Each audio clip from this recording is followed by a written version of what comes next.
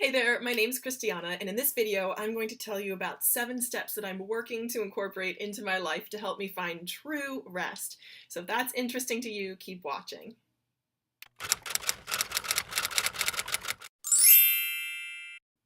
Hey there, my name's Christiana and my channel is The Well-Behaved Wallet, where I talk about mindset, motivation, making and saving money. I am currently on a mission to get out of debt, stay out of debt, and live prosperously. My only debt is a student loan that started at a balance of $20,000 and is now down to a balance of $13,800.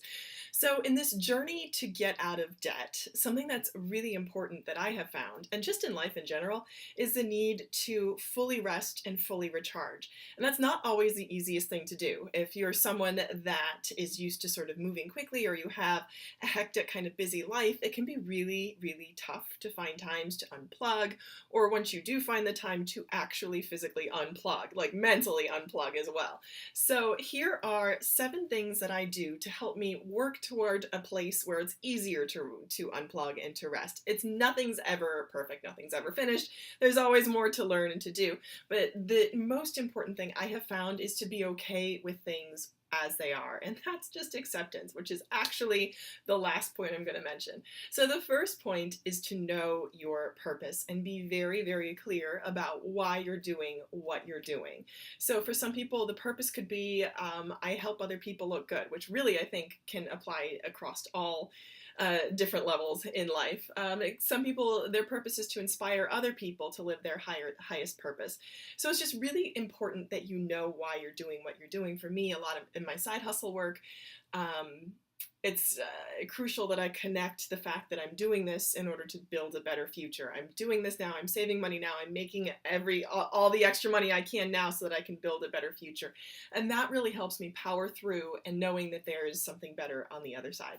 So the second tip is something that's fairly basic, but is often overlooked, is to just schedule some free time for yourself, to actually put it in your calendar.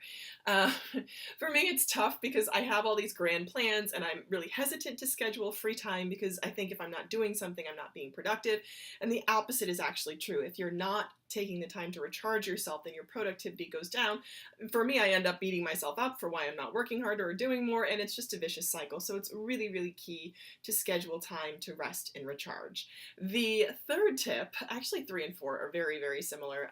The third tip is to exercise, which again sounds counterintuitive because it's like you're working really hard, but the idea is to rest. Sometimes you need to, it's just essential for mindset to treat your body with the respect that it deserves, and your body needs to move and needs to expand and to use itself. So for me, exercise is a really critical part of my resting routine. I find that I can't really enter into any sort of daily sleep if I haven't exercised at least in every 2 to 3 days. So it's like you get yourself up to this really high physical state, and then you're able to, at least for me, to find a deeper sort of rest physically.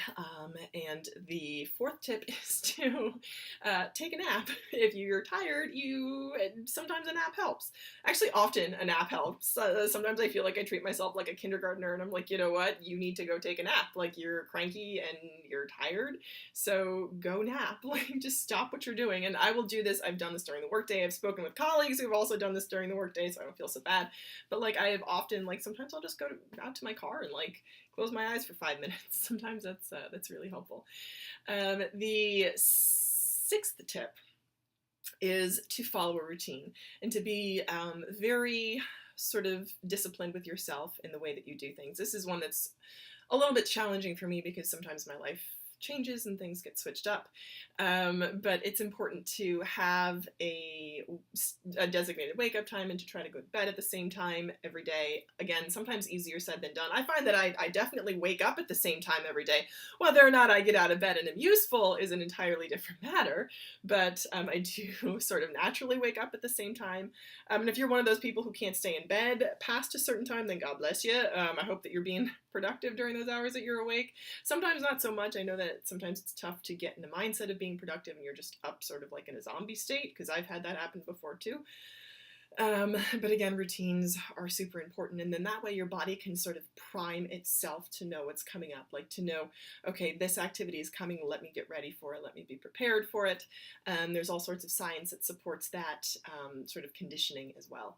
And then the last point is to accept yourself, to accept your own limits, and to know that sometimes you can't do everything, and that's okay.